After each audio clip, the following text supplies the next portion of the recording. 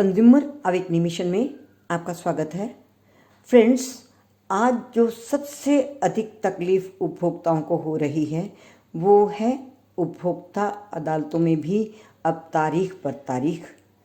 मैं आज आपसे इस विषय में बात करना चाहती हूँ, क्यों होता है ऐसा और हम लोग क्या कर सकते हैं। फ्रेंड्स, आपको ये लग सकता है कि मैं उपभोक्ताओं की तकलीफ़ को समझे बिना अपनी बात रख रही हूँ या उपभोक्ता अदालतों के लिए कोई बचाव का रास्ता ढूंढ रही हूँ।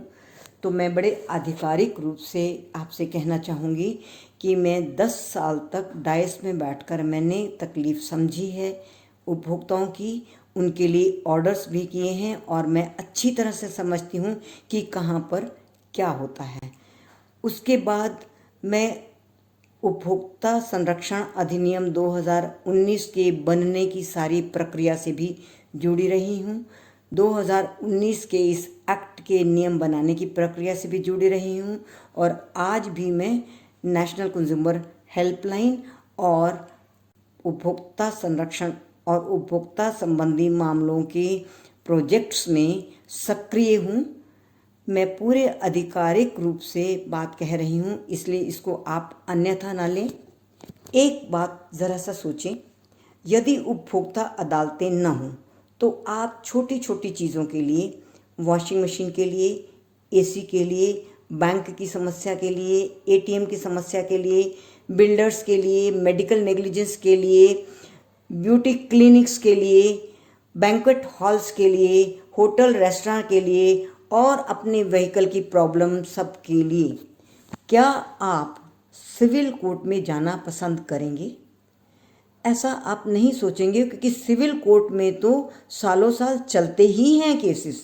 अब अगर उपभोक्ता अदालतों में समय लगने लगा है तो इसके कारणों को हमको समझना है और ये भी देखना है कि हमारा भी इसमें कुछ कंट्रीब्यूशन हो सकता है। हमारे पास एक ऑप्शन तो है, एक एडिशनल रेमेडी हमें मिली तो है। हमें उसकी कमियां तो दिखाई देंगी, किंतु उसके लाभ को भी हमें इग्नोर नहीं करना चाहिए। एक बात और आपको बता दें, इस एक्ट का आना भी इतना सरल नहीं था।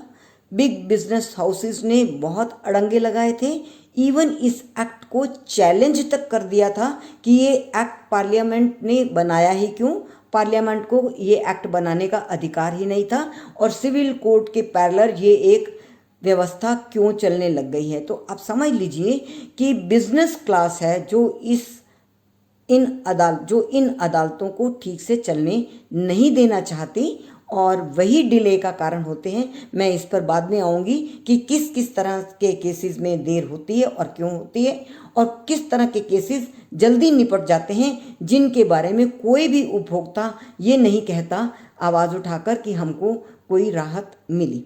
इस एक्ट के बनने का विरोध तो हुआ ही। 2002 में सुप्रीम कोर्ट ने ये ऑर्डर किया कि पार्लियामेंट को पूरा अधिकार था इस एक्ट को बनाने का और ये अदालतें चलेंगी, तब तो राहत की सांस ली। अन्यथा 2002 में यदि सुप्रीम कोर्ट ऑर्डर न करता कंज्यूमर्स के फेवर में तो ये एक्ट समाप्त हो जाता और उपभोक्ता अदालतें न होती। फिर एक बार कहूँगी कि एक बार सोच कर देखिए कि इन छोटी छोटी चीज़ों के लिए आप कहाँ जाते। इस तरह के ऑर्डर हो जाने के बाद, एक्ट के बनने के बाद भी अदालतें स्थापित नहीं हो सकी। 1993 में सुप्रीम कोर्ट को ऑर्डर करना पड़ा।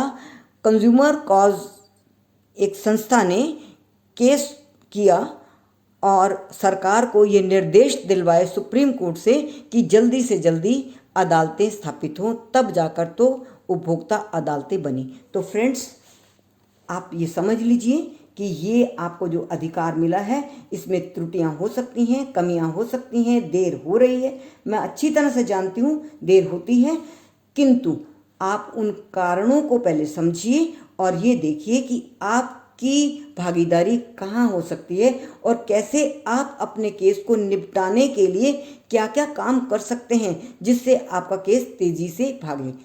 तारीख पर तारीख मैं इसका जवाब दूंगी अगले सेशन में। आज मेरे ये 2 शब्द हुए आपके साथ। मैं अगला सेशन लेने जा रही हूँ जिसमें मैं आपको बताऊंगी कि किस तरह के केसेस में देर होती है कौन करवाता है, क्यों होती है। कई बार उपभोक्ता अदालतों का दोष नहीं होता और कई बार कुछ त्रुटियां रह जाती हैं, तो हम इसकी समीक्षा करेंगे अगले सेशन में। Thank you very much friends, हमारे साथ बने रहिए, इस श्रृंखला को ज़रूर सुनिए, ये आपके लिए बहुत लाभदायी होगी। हो सकता है आपका कंट्रीब्यूशन इन अदालतों को तेज रफ्तार दे सके। Thank you very much.